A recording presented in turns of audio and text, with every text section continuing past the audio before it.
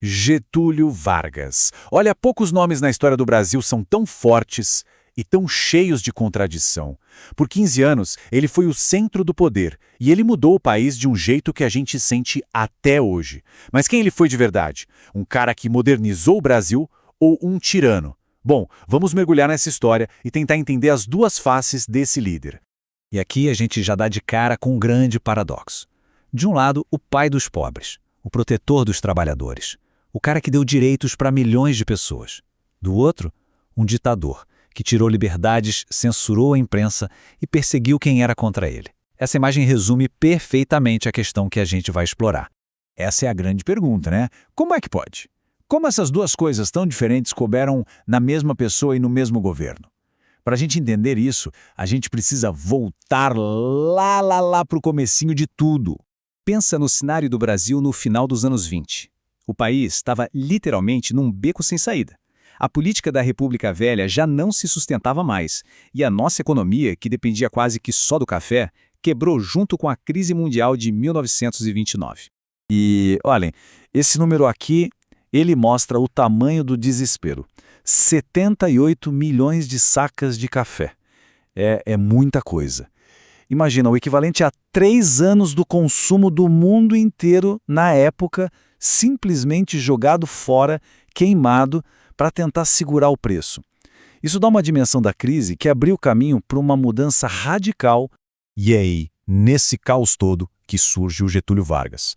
A Revolução de 30 não foi só uma troca de presidente, sabe? Foi o fim de uma era. E o Vargas assumiu o poder não por eleição, mas por um levante, prometendo botar ordem na casa, modernizar e dar um novo rumo para o país. Logo no começo do governo, o Vargas já começou a construir as bases de um novo Brasil. Mas é exatamente aqui que as duas faces dele, a do progresso e a do autoritarismo, começam a aparecer de forma muito clara. E olha só, nesse curto período aconteceram coisas importantíssimas. Em 1932, por exemplo, veio um novo Código Eleitoral que trouxe o voto secreto e, pela primeira vez na história do Brasil, o voto feminino. E tudo isso levou à Constituição de 1934. E essa Constituição, nossa, ela foi uma verdadeira revolução, principalmente na questão dos direitos sociais. Jornada de 8 horas, salário mínimo, férias pagas, são direitos que hoje parecem óbvios, né? Mas na época, para a classe trabalhadora, foi uma conquista gigantesca. Esse é o Vargas, pai dos pobres, em plena ação. Só que aí vem o outro lado da moeda. Enquanto ele dava direitos com uma mão, ele puxava todo o poder para si com a outra. Ele dissolveu o Congresso e trocou os governadores dos Estados por interventores da confiança dele, a maioria militares. Aquele sistema mais descentralizado da República Velha estava sendo desmontado para dar lugar a um poder central e bem forte nas mãos dele. Bom, e o mundo nos anos 30 era um verdadeiro barril de pólvora. E o Brasil, claro, não ficou de fora. O país virou um campo de batalha de ideias extremas, bem parecido com o que estava acontecendo na Europa. De um lado, a gente tinha a Ação Integralista Brasileira, a AIB. Eles tinham uma inspiração fascista, usavam camisas verdes e tinham o lema Deus, Pátria e Família.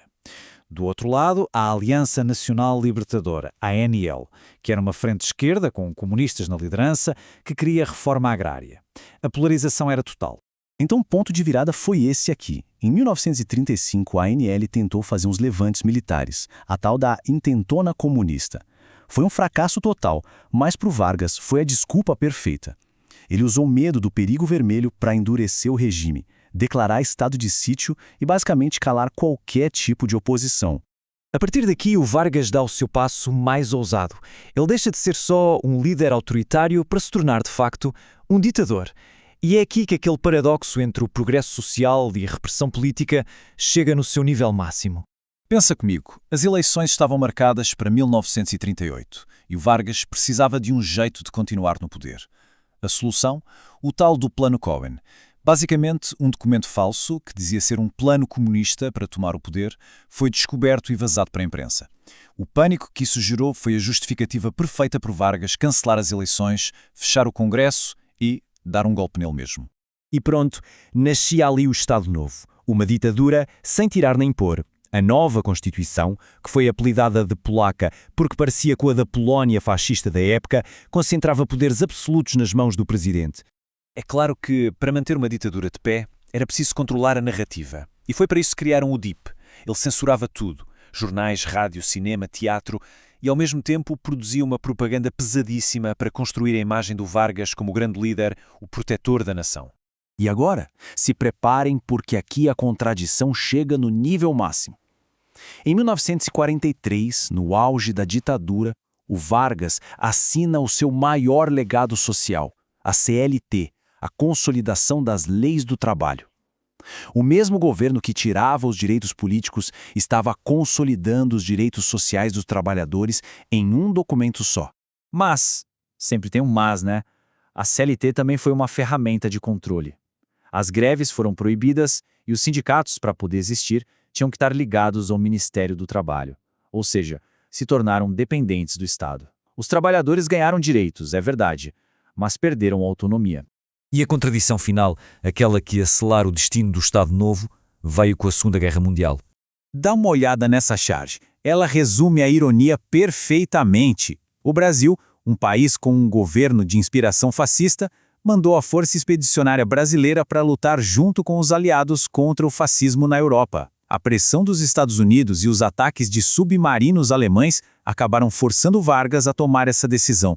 E aí a conta não fechava mais. Como é que os soldados brasileiros podiam lutar pela democracia lá na Itália se aqui no Brasil não tinha democracia? A vitória dos aliados tornou a ditadura do Vargas simplesmente insustentável. Pressionado pelos próprios militares que o apoiaram antes, ele foi forçado a renunciar em 1945. Então a gente volta para a nossa pergunta lá do começo. Depois de ver tudo isso, como é que a gente deve enxergar o Getúlio Vargas? A resposta, assim como a vida dele, é bem complexa. Esse quadro aqui resume bem a coisa toda. De um lado, um legado progressista que não dá para negar. A CLT, o voto feminino, o começo de uma industrialização mais séria. Do outro, um legado autoritário bem sombrio. Ditadura, censura, perseguição política e o controle total sobre a sociedade. A verdade é que não dá para separar uma face da outra. O Vargas deixou a marca de um Estado forte, centralizador, que ao mesmo tempo que cuida do bem-estar social, também é uma ameaça em potencial às liberdades. E talvez seja por isso que o debate sobre ele continua tão quente. A pergunta que fica é, será que essa tensão, esse legado complicado, não continua de certa forma a definir o Brasil até hoje?